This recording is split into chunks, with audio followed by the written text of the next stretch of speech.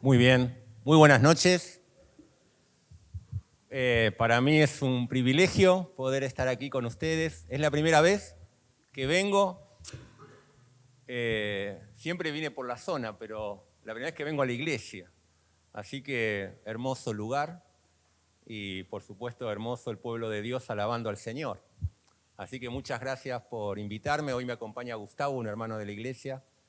Y bueno, estamos muy contentos de estar aquí. Bueno, muy bien, sé que están estudiando el Evangelio de Lucas, ¿no? Qué bendición poder estudiar la vida del Señor y qué privilegio. Así que vamos a la lectura sin más. Esperemos redimir el tiempo y que podamos profundizar en este episodio que va a ser 2 episodios. Se cuentan en el pasaje que nos tocan hoy en Lucas capítulo 9. Desde el versículo 10 hasta el 20. Y nos tocan 2 episodios tremendos en la vida del Señor. El primero va a hablar acerca de ese milagro tremendo que fue la multiplicación de los panes, ¿no? Esos 5.000 personas, 5.000 hombres, quizás eran 10.000 o 15.000 personas, que fueron alimentados milagrosamente por ese milagro del Señor. Con esos poquitos panes y peces, el Señor hizo una obra tremenda. Ese milagro después se iba a repetir, tiempo después iban a ser 4.000.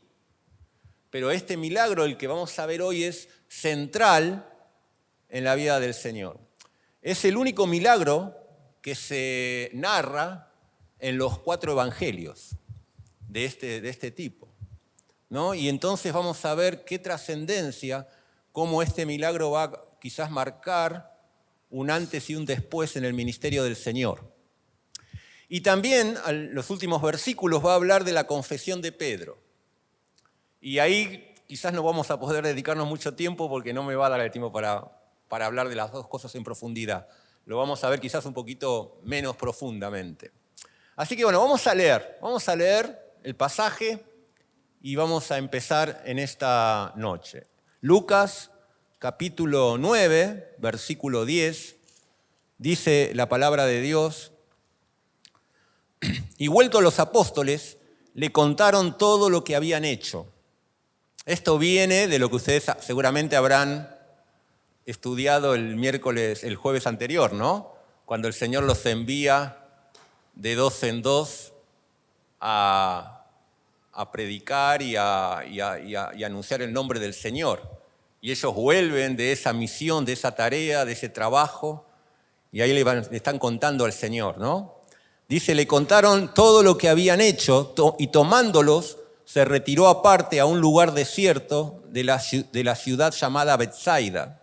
Y cuando la gente lo supo, le siguió, y él les recibió y les hablaba del reino de Dios y sanaba a los que necesitaban ser curados. Pero el día comenzaba a declinar y acercándose los 12 le dijeron: despide a la gente para que vayan a las aldeas y campos de alrededor y se alojen y encuentren alimentos, porque aquí estamos en un lugar desierto. Y les dijo: dad de vosotros de comer. Y dijeron ellos: no tenemos más que 5 panes y 2 pescados, a no ser que vayamos nosotros a comprar alimentos para toda esta multitud. Y eran como 5.000 hombres. Entonces dijo a sus discípulos: hacedlos sentar en grupos de 50 en 50, y así lo hicieron, haciéndolos sentar a todos. Y tomando los 5 panes y los 2 pescados, levantando los ojos al cielo, los bendijo y los partió, y dio a sus discípulos para que lo pusiesen delante de la gente. Y comieron todos y se saciaron, y recogieron los que les sobró, 12 cestas de pedazos. Aconteció que mientras Jesús oraba aparte, estaban con él los discípulos y les preguntó diciendo: ¿quién dice la gente que soy yo? Ellos respondieron: unos, Juan el Bautista, otros Elías y otros algún profeta de los antiguos que ha resucitado. Y él les dijo: ¿y vosotros quién decís que soy? Entonces respondiendo Pedro dijo: el Cristo de Dios. Muy bien. hasta aquí nomás. Entonces aquí tenemos dos episodios tremendos, ¿no? La alimentación de los 5.000 y la confesión de Pedro. Vamos a hablar primero del último. Vamos a hablar de la confesión de Pedro porque ahí vamos a tocarlo brevemente, porque nos vamos a centrar más en la alimentación de los 5.000. Pero aquí tenemos, el Señor les va a preguntar, y acá en el Evangelio de Lucas aparentemente es un episodio que ocurre a continuación del otro. Cuando uno lee los otros evangelios nos damos cuenta que en realidad no fue así. Este episodio de la confesión de Pedro, donde el Señor pregunta, ¿quién dicen ustedes que soy yo?, ocurre en otro lugar. Marcos dice que ocurre en Cesarea de Filipo, que era un lugar que estaba todavía más al norte que Betsaida, que era donde va a ocurrir la alimentación de los 5.000. Betsaida era un pueblo que, como la mayoría de los pueblos donde se movía el Señor en aquel tiempo, estaba a orillas del mar de Galilea, allí en el norte, donde el Señor Jesús se había criado también, en Nazaret, otro pueblo, y donde eran la mayoría de los apóstoles. Pedro, Juan, en Capernaum, otro aldea, todos aldeas de pescadores, de gente que ahí trabajaban, el mismo Señor, gente quizás sin muchos recursos, pero fue un lugar central donde el Señor hizo muchos de sus milagros. Y Betsaida era también la ciudad de donde Felipe, uno de los apóstoles, también se había criado y donde estaban en este momento. Pero el acontecimiento de la confesión ocurre todavía más arriba, en Cesarea de Filipos, y allí el Señor va a hacer esta pregunta. Y ocurre bastante tiempo después. ¿Quién dice la gente que soy yo? ¿Quién dice la gente que soy yo? Y entonces unos van a decir, bueno, le cuentan lo que la gente decía. Algunos creían que era uno de los profetas que había resucitado, otros que era Juan el Bautista. Cuando a Herodes, que él había matado a Juan el Bautista, él mismo se pregunta acerca de Jesús y a él había escuchado que era Juan el Bautista que había resucitado, era Jesús. Entonces estaba medio asustado Herodes y quería verlo. ¿Cómo, no? Yo lo maté a Juan el Bautista y ahora ¿quién es? Y había esa situación. ¿Quién era Jesús? ¿Quién era él? ¿Algún profeta de los antiguos? ¿Es Juan el Bautista? Ahora la cuestión era, el Señor va a hacer una pregunta personal a los apóstoles, a los discípulos. Bueno, genial. Eso dice la gente. ¿Quién dice ustedes que soy yo? ¿Quién soy yo? ¿No? Y vemos que fue Pedro, guiado por el Espíritu Santo, el que le va a decir, tú eres el Cristo de Dios, dice aquí. No vamos a leer las otras lecturas, sí lo vamos a hacer con el episodio de la alimentación de los 5.000, pero en otro evangelio extiende más. Tú eres el Cristo, el Hijo del Dios viviente. ¿Y se acuerdan la respuesta del Señor? Dijo, bienaventurado eres Pedro, porque esto no te lo dijo ni carne ni sangre, no te lo contó nadie. Ay, muchas gracias. Esto no te lo dijo carne ni sangre, o sea, no fue que lo escuchaste de una persona, no te lo dijo una persona, sino te lo dijo mi Padre. El Cristo de Dios. La palabra Cristo significa ungido. La misma palabra Mesías, que en hebreo, que se profetizaba en el Antiguo Testamento, que iba a venir el ungido, el Mesías. Esta palabra Cristo significa exactamente igual. El Cristo. Pero agrega el Hijo del Dios viviente. Porque los fariseos tenían una idea distorsionada del Mesías. ¿Se acuerdan? En un momento Jesús le va a preguntar a los fariseos, ¿qué dicen ustedes del Cristo? ¿De quién es hijo?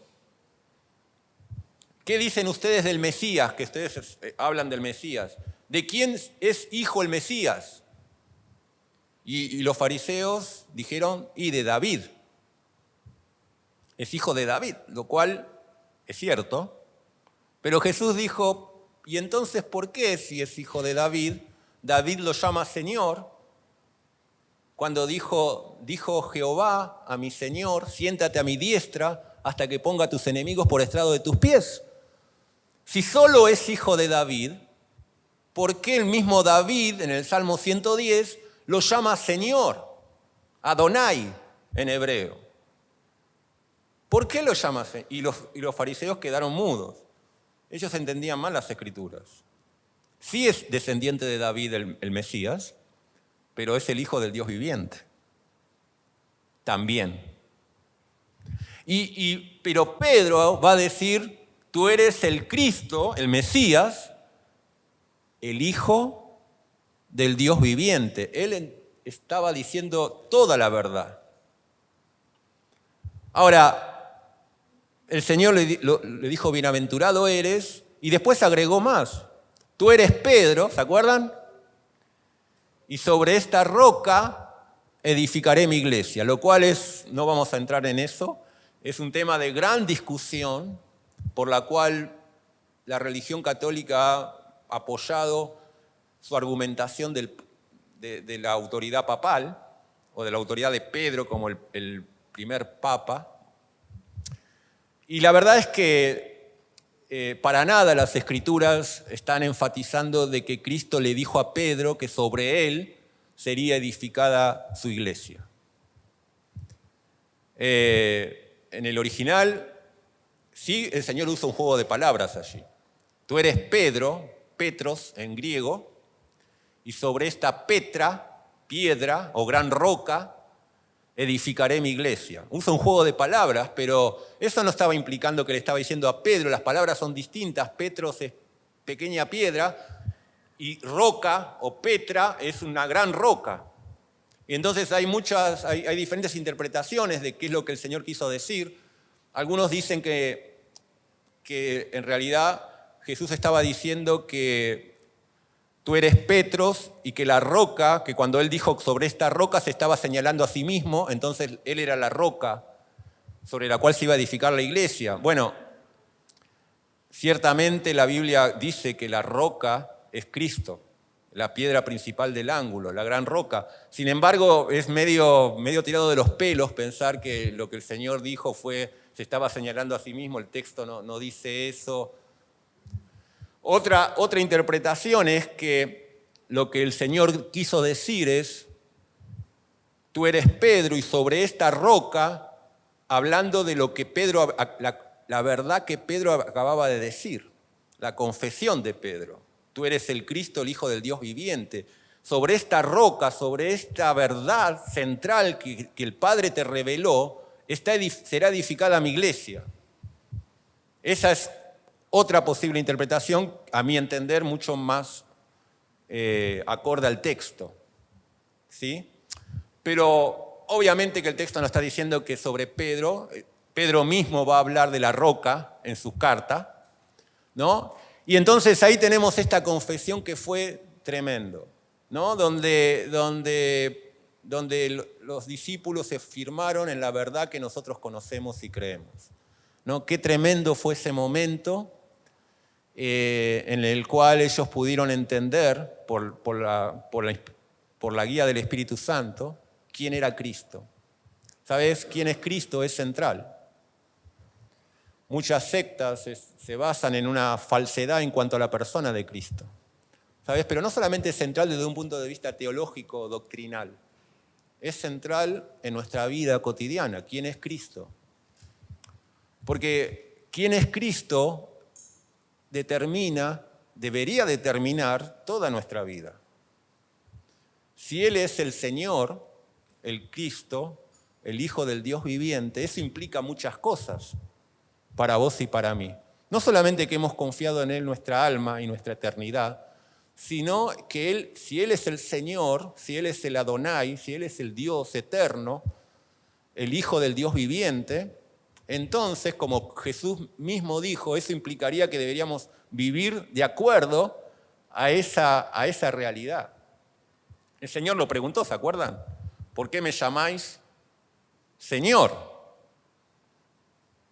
¿Por qué me llamáis curios en griego o Adonai en hebreo? ¿Por qué me dicen Señor si no hacen lo que yo les digo?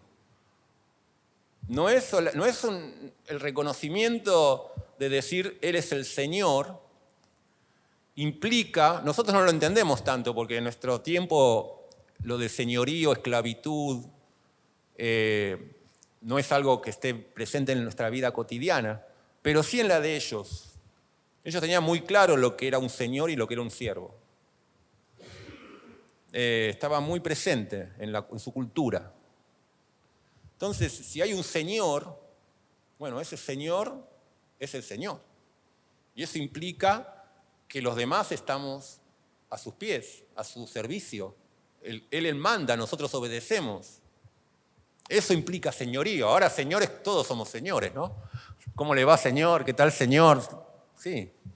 Pero no es, o señora, bueno, señores y señoras, acá estamos, pero no es el sentido del texto, de señor.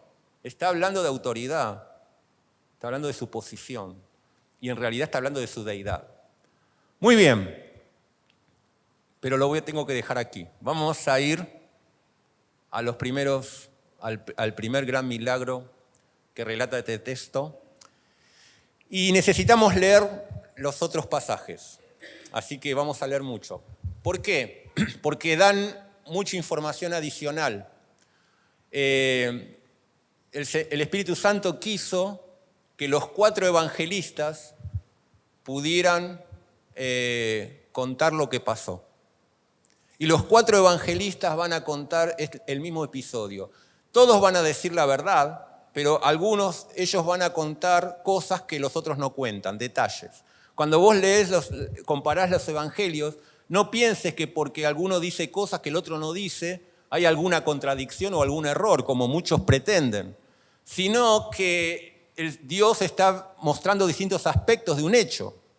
Si todos nosotros nos fuéramos y en nuestras casas contáramos lo que pasó en esta reunión, todos nosotros diríamos cosas distintas, y algunas las mismas, pero ninguno de nosotros podría jamás dar un detalle minucioso de lo que pasó del minuto 1 hasta el último minuto que saliste de la reunión, con todo lo que le pasó a cada persona, quién se levantó, quién se sentó, quién se paró, qué dijo, la palabra por palabra lo que dijo. Nadie haría eso. Tampoco lo hace la Biblia.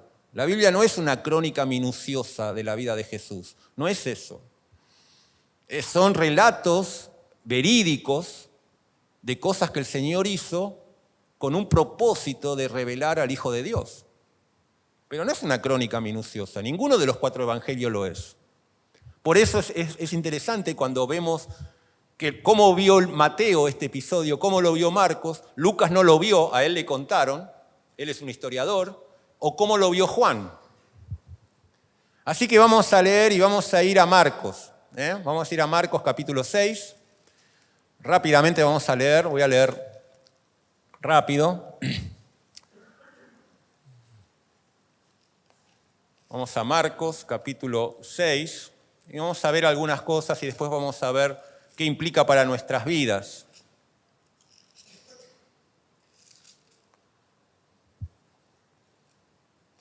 Versículo 30.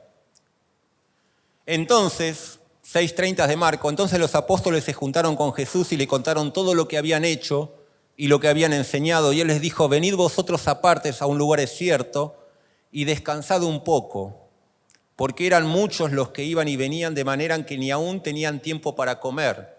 Interesante, esto no lo dice Lucas. ¿Sí? Estaban cansados ellos, venían de esa jornada de predicación. Y el Señor les dice, vengan aparte, vamos a un lugar desierto, vamos a descansar, vamos a tener un tiempo nosotros solos, porque no tenían tiempo ni para comer, dice, de todo lo que estaban haciendo.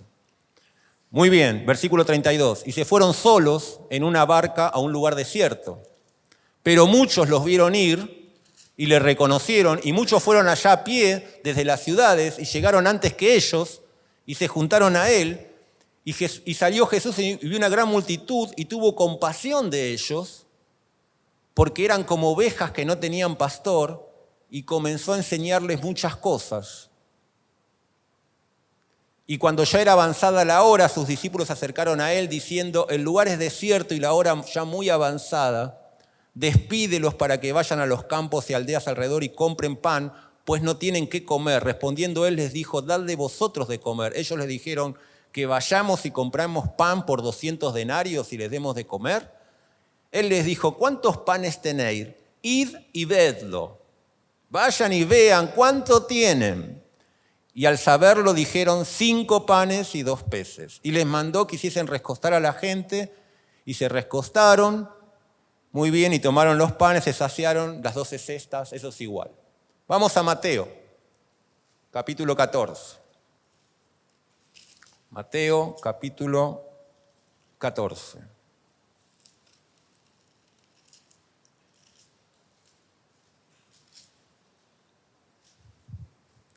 Versículo 13. Oyéndolo Jesús se apartó de allí en una barca a un lugar desierto y apartado, y cuando la gente le oyó, le siguió a pie desde las ciudades. Y saliendo Jesús vio una gran multitud y tuvo compasión de ellos y sanó a los que de ellos estaban enfermos. Y cuando se anochecía se acercaron sus discípulos diciendo: el lugar es desierto y la hora ya pasada, despide a la multitud para que vayan por las aldeas y compren de comer. Y Jesús les dijo: no tienen necesidad de irse, dadle vosotros de comer. Y ellos dijeron: no tenemos aquí sino 5 panes y 2 peces. Y él les dijo: traédmelos acá. Y bueno, y sigue el relato. Vamos a Juan, capítulo 6.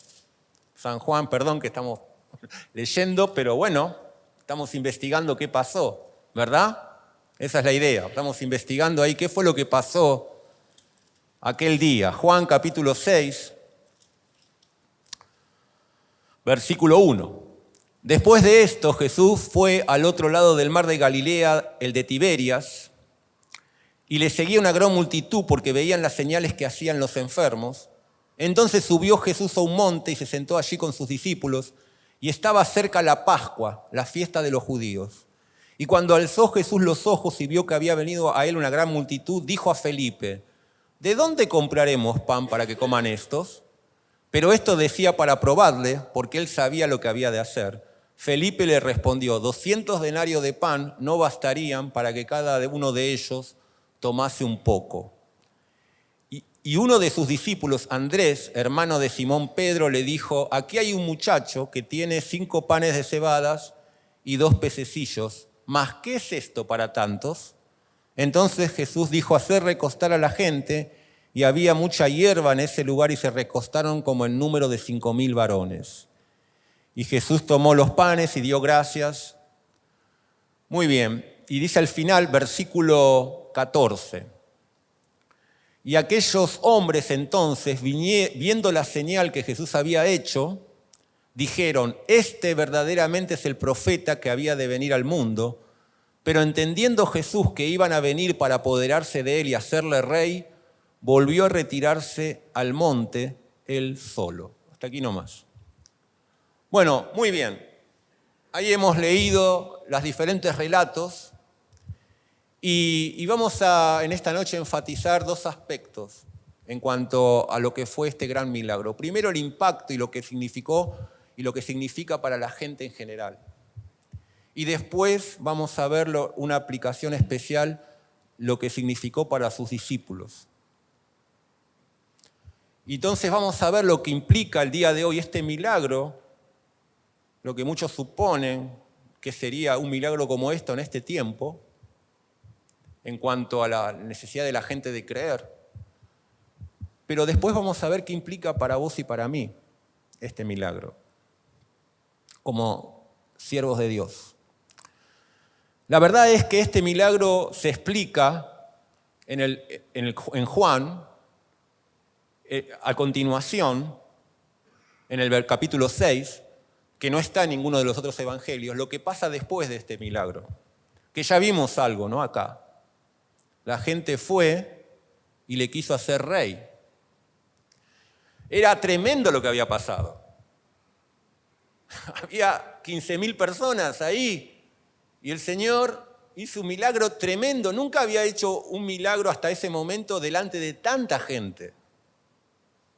Y era tremendo, o sea, comieron todos.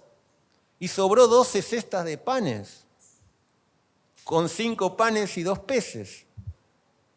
La gente quedó impactada. Dice que ellos dijeron, este es el profeta que había de venir, vamos a hacerle rey. Ahora, es interesante que Jesús se va. O sea, esto uno dice, no, o sea, estamos viviendo tiempos acá en nuestro país, ¿no? Complicados, ¿no? Entonces, vos decís, tuviste un éxito de este tipo, tenés que capitalizarlo. Ese era el momento que el Señor iba a capitalizar todo, decir, bueno, ahora hay que capitalizar este éxito rotundo. El Señor se fue. ¿Por qué? Si le iban a hacer rey, ¿por qué se fue? Había un problema ahí. Había un problema de raíz que Jesús lo va a decir con claridad, sin pelos en la lengua, en el capítulo 6. Y el problema es, como dice Juan al principio, es que la gente le seguía por multitudes porque habían visto las señales, cómo el Señor sanaba, y todos querían ir ahí. Y dice que el Señor, leímos en uno de los evangelios, que a todos los que estaban enfermos los sanó. Y entonces la gente iba, y miles de personas dejaban las ciudades, dejaron sus trabajos, dejaron todos y fueron, vamos a ver ahí a Jesús. Hace milagros tremendos, hace grandes milagros. Ahora, en el capítulo 6, que no tenemos tiempo de estudiarlo en profundidad, que es maravilloso, el Señor les va a decir, ustedes vienen, porque al otro día fueron de vuelta a buscarlo. Al otro día otra vez fueron a buscarlo, estaban todos de vuelta, ahí, presentes, no faltó ninguno. Y el Señor les dijo, la verdad que ustedes vienen porque se saciaron del pan. Y el Señor les va a decir, trabajad, no por la comida que perece, sino por la comida que a vida eterna permanece. Y entonces pasa algo tremendo, que vos lees el capítulo 6 y decís, ¿cómo puede ser? Este milagro que debió haber sido el pilar donde el mundo se iba a convertir, terminó siendo todo lo contrario. A partir de este milagro, la mayoría se fue y se apartó del Señor. Y quedaron pocos. Porque el Señor les va a hablar con claridad. Y entonces, toda esa gente que había creído que le querían hacer rey, estaban al otro día. Claro, vos ponete en el lugar de la gente, ¿no? No te alcanza para fin de mes, ¿no? Trabajás todo el día. Y vas ahí, el Señor multiplica los panes así. Los bendijo y se multiplicaron. Y la mayoría de la gente dijo, no trabajo nunca más. Acá, pero vamos con Jesús. Se acabaron los problemas económicos. Tenemos al profeta de Dios que nos va a dar de comer todos los días. Ya estamos fenómenos. No, vamos para allá, vamos con Él. Es más, vamos a hacerle rey. Ese es el Mesías que queremos. El Mesías que quería la gente era el Mesías que los libere de la esclavitud de Roma, que se acaben los problemas, la pobreza, que abra las ventanas de los cielos, que llene de bendición, que no haya más enfermedad ni más hambre, que todos los problemas se vayan, que vayamos ahí delante del Señor y oremos y que todo lo que el Señor eche fuera todo problema de nuestra vida. Y ahí estaban todos, pero el Señor dice, ustedes no han creído, porque yo soy el verdadero pan del cielo. El que come mi carne y el que bebe mi sangre, y todos ahí se empezaron a espantar. Pero ellos le decían a Jesús, pero nosotros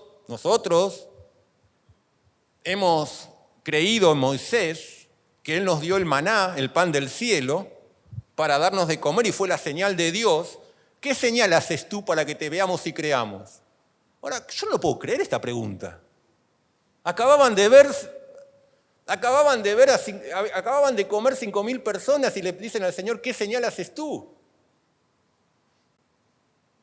Ayer fue. Claro, ¿por qué decían? Y hacerla de vuelta hoy.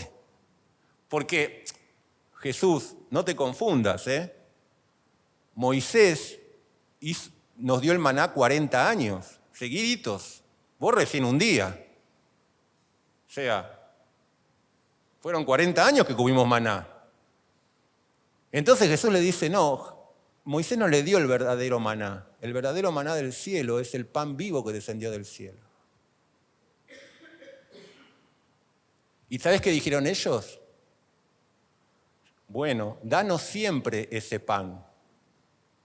¿Qué te suena eso? Danos siempre ese pan. ¿Vos pensás que el mundo cambió?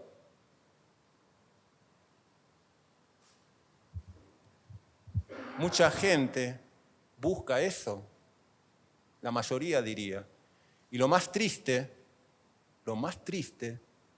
muchos que se dicen cristianos dicen ofrecer eso. Pero Jesús fue muy honesto. Fue muy honesto.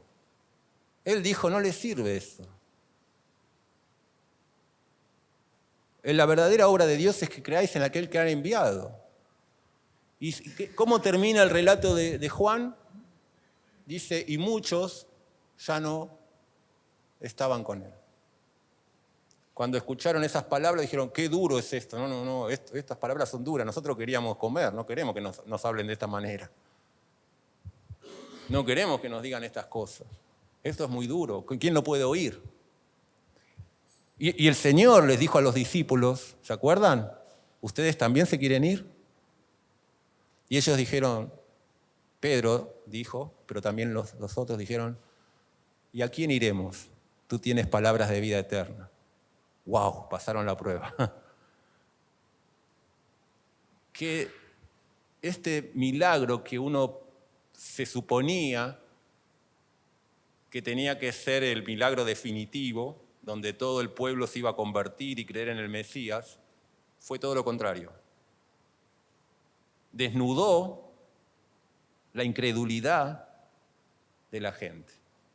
Y te puedo asegurar que si hoy viniera el Señor y hiciera el mismo milagro, probablemente pasaría exactamente lo mismo. Lo harían presidente al otro día. Pero muy distinto es quebrantar el corazón. Tenemos que analizar por qué nos acercamos a Jesús. Vos y yo tenemos que analizar por qué nos acercamos al Señor. Pero ahora vamos a hablar de lo que implicó para los discípulos este milagro, más personalmente para ellos. Esto es lo que implicó para la gente en general. Pero ¿qué implicó para los discípulos? Ahí estuvimos leyendo y vimos cómo era la situación, ¿no? Ellos habían estado recorriendo las aldeas porque el Señor los había enviado a predicar y ellos habían ido y estaban contentos, habían vuelto, pero estaban molidos. Y era tanto el ritmo y la gente que iba y venía, cuentan, ¿se acuerdan, no? Que no tenían tiempo ni para comer. Y además había pasado lo de la muerte de Juan el Bautista, que fue una cosa durísima para el Señor y para todos los discípulos. Habían decapitado a Juan el Bautista. Era una situación difícil emocionalmente para todos. ¿Y qué les dice el Señor a los discípulos? Vamos a descansar. Vamos a subir un barco, nos vamos al otro lado del lago, y vamos a tener un retiro espiritual. Ustedes y yo, los discípulos dijeron, vamos. Ya está, estuvimos sirviendo al Señor, trabajando, estuvimos ahí con todo, ahora el Señor nos dice que vamos a estar solos, vamos a estar ahí. Se subieron al barco, cuando llegan al otro lado, ¿qué encuentran? Una multitud de gente. ¿Qué sentirías vos? No. No. O sea, levantás una baldosa y hay una persona. No. Nos fuimos solos y nos encontraron del otro lado. Ponete en el lugar. Ellos estaban esperando un retiro y se encontraron con una multitud. ¿Sabes qué dice la Biblia de Jesús? Que leímos en uno de los evangelios. Que él vio a la gente y tuvo compasión. Porque eran como ovejas que no tenían pastor. Y comenzó a enseñarles otra vez. El Señor comenzó a enseñarles. Y los discípulos dijeron, bueno, vamos. Vamos también. Estaban ahí. Pero no era fácil, ¿eh? No es fácil tener un buen corazón cuando estás cansado. ¿O sí? No es fácil. Y los discípulos estaban ahí. Bueno, el Señor tuvo compasión, dice, de la gente. Y se suspendió el retiro. Se suspendió. Él les había dicho, vamos a tener un retiro, y no hay retiro. Y ahí estaba, y él empezó a enseñarles, y pasó el día, y se hacía tarde, y iba a anochecer. Y entonces los discípulos le dijeron, Señor,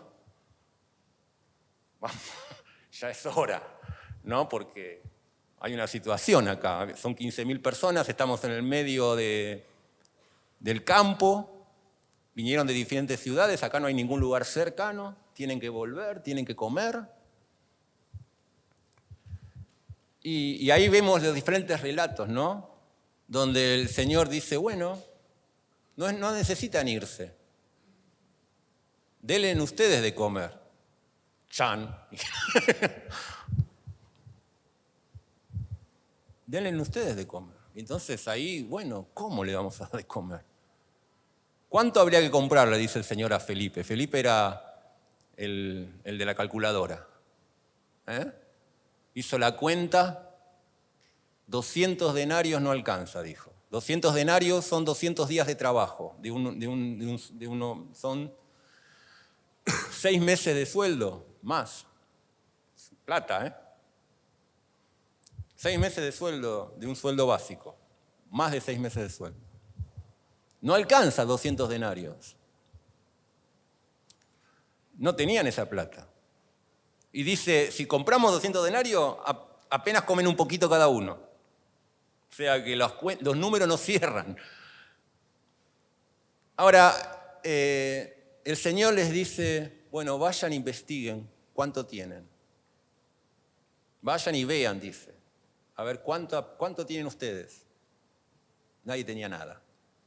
Nadie tenía nada, pero había un chico que tenía esos 5 panes y 2 peces que le habrán dado la mamá para que coma. Y el chico lo ofreció y dijeron, encontramos a un chico que tiene 5 panes y 2 peces. Pero el mismo Andrés que lo encontró dijo, bueno, pero esto no, ¿qué es esto? ¿No? Como diciendo, medio de que le dio vergüenza decir que lo que habían, porque el Señor fue concreto, vayan y fíjense cuánto tienen. Bueno, y vemos lo que pasó. Él tomó esos 5 panes, esos 2 peces, hizo ese milagro tremendo. ¿Y qué significa todo esto? ¿Qué significó para ellos? Quiero unas pocas reflexiones decir. Obviamente que el Señor nunca pretendió que ellos le dieran de comer con sus propios recursos. Sin embargo, Él les dijo, dadle vosotros de comer. ¿El Señor necesitaba 5 panes y 2 peces para darle de comer a la gente? ¿Necesitaba? Si le hubieran dado un pan y un pez, ¿hubiera sido lo mismo? ¿Por qué el Señor les dijo, vayan y vean cuánto tienen? Y tráiganlo. Otra pregunta te hago. ¿Y qué hubiera pasado si de los 5 panes y 2 peces Andrés se quedaba con la mitad y le decía al Señor, encontramos 2 panes y medio y un pez? ¿Hubiera sido lo mismo? Porque la cuestión no era que ellos tenían con qué cubrir la necesidad. La cuestión era si ellos estaban dispuestos a dar todo lo que tenían para que el Señor lo multiplique. Porque el Señor no necesitaba los panes y los peces, pero los pidió. Ahora, ¿el Señor necesitaba que los discípulos sean los encargados de repartir la comida? Tampoco. Sin embargo, Él no repartió la comida. Los discípulos repartieron la comida a toda la gente. Ellos, en un sentido, les dieron de comer. Claro, le dieron de comer con la provisión del Señor, pero ellos le dieron de comer a la gente. El Señor dijo, dad de vosotros de comer. Ellos le dieron de comer. Sí, obvio, que no con lo de ellos, pero ellos sirvieron a toda esa multitud. Los discípulos, pienso que aprendieron que en ese día difícil para ellos, medios desilusionados, con el retiro frustrado, con toda la gente ahí, vieron el corazón del Señor. Vieron cómo el Señor, a pesar de su cansancio, a pesar de toda la situación emocional, de que había muerto el Juan, de todo eso, el Señor miraba con compasión a la gente, antes que su propio cansancio. Ellos vieron cómo el Señor, que necesitaba él también un descanso con ellos, dijo, vamos a descansar. Él se pasó todo el día ahí, sanando a la gente, enseñándoles, y después pensando en cómo alimentarlos. Ellos también vieron cómo ellos mismos fueron usados por el Señor. Y además fueron recompensados, porque dice que sobraron 12 cestas llenas. Y fueron bendecidos ellos mismos de la provisión de Dios. Todas esas cosas ellos vivieron en ese milagro, ellos. Y pienso que el Señor nos quiere mostrar algo también a nosotros. ¿Cuántos panes y peces tenés vos? ¿Cuántos panes? Vos decís, no alcanza. Nadie dijo que alcance. La cuestión es, ¿qué hago con eso? ¿Me lo estoy guardando o se lo estoy ofreciendo al Señor? ¿Cómo pienso yo cuando veo la necesidad del otro? Pienso como Felipe, Señor, yo no puedo arreglarle el problema de esta persona. Me supera, yo no puedo solucionar su problema. Señor, que vamos a orar por él y punto. Ya está, lo ponemos en oración, decimos. Vamos a ponerlo en oración, listo. El Señor dice, dadle vosotros de comer. ¿Sabés qué poca cantidad de gente está dispuesta a dar de comer a otros en un sentido amplio de la palabra? A quedarse, a satisfacer la necesidad del otro, a considerar el problema del otro como propio. ¿Sabés cuánto nos cuesta involucrarnos con la necesidad del otro porque pensamos que tenemos grandes necesidades nosotros? Y ellos la tenían también. Ahora, el Señor sigue buscando personas como ese chico que estuvo dispuesto a decir, me quedo sin comer porque me están pidiendo todo y acá está. Dio la vianda y de esa vianda comieron todos. El Señor nos llama a poder realmente entregar lo poco que tengamos en sus manos. El Señor sabe dar descanso. No es que el Señor te mata trabajando y deja que te mueras. En un momento Moisés también le dijo al Señor, no daba más, dijo, Señor, son tu pueblo, hacete cargo vos. Y el Señor le dijo, mi presencia irá contigo y te daré descanso. Y entonces Moisés dijo, bueno, si vos vas a venir conmigo, me vas a dar descanso, entonces voy a ir. Pero si no, mejor no voy. Porque no es que el Señor estaba abusando de sus discípulos, pero los estaba poniendo al límite, porque quería formar en ellos. Quería formar en ellos personas para la gloria de Dios, que es lo que iban a hacer en el futuro ellos. Ahora, Dios quiere formar en esta iglesia hijos y hijas para la gloria de Dios. Y si vos querés entrar en ese proceso, tenés que estar dispuesto o dispuesta a llevar tus panes y tus peces, a darle de comer al otro, aunque estés cansado, aunque digas, no, pero yo ya hice mi tarea, ya estuve predicando por todos los pueblos. Pero a que puedas ver a la gente como la vio Jesús, para verlos de esa manera. Termino con una historia que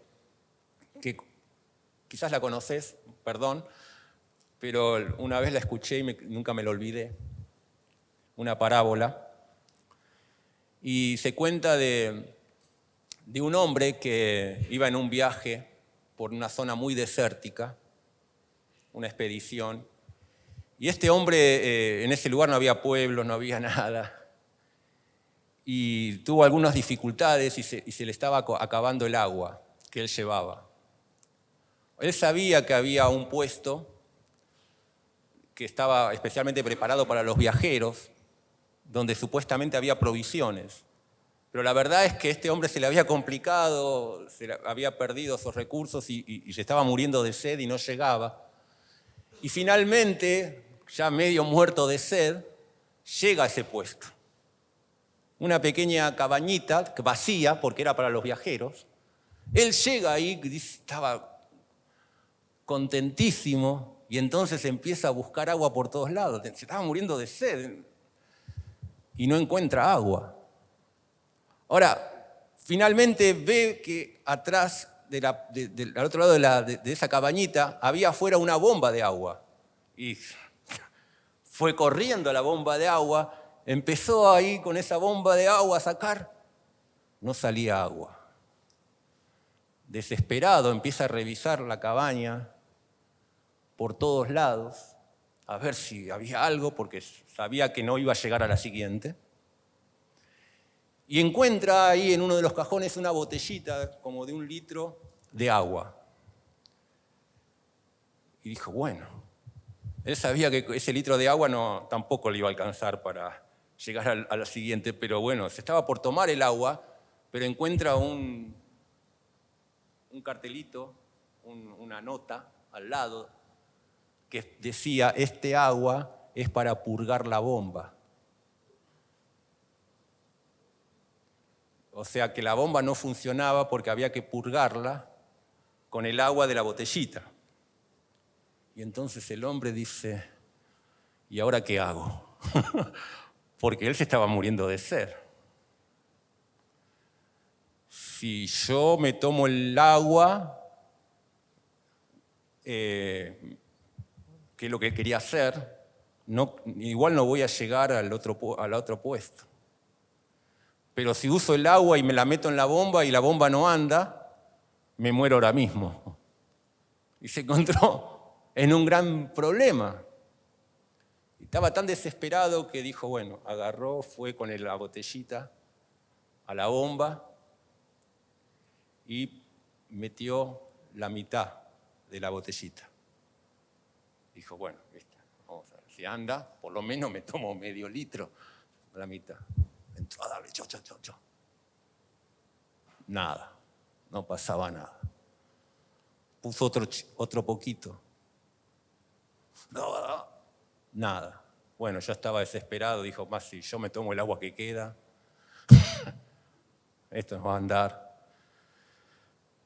Muy angustiado, va de vuelta donde estaba la nota y claro, de tanto apuro, se había olvidado de leer del otro lado de la hoja, que había algo más escrito. Y entonces cuando da vuelta la hoja ve que dice que había una aclaración que decía, para que funcione tenés que ponerlo todo. Y entonces el hombre va con el resto, con las últimas cositas, tira el agua, entra, al minuto entra a salir agua. Y se tomó 5 litros de agua, llenó la botellita y se salvó. Cuando se fue, dejó la botellita de vuelta llena al mismo lugar donde la había encontrado, con la nota, y agregó un cartelito, una segunda aclaración. Y él dijo, funciona, yo lo he probado. ¿Sabés que me impacta esta historia? Porque la enseñanza es que si vos querés que Dios multiplique, vos tenés que poner todo de tu parte también. A veces estamos ahí preguntándonos, pero el Señor no multiplica los panes. Y a veces sospecho que es porque muchos de nosotros tenemos panes y peces guardados.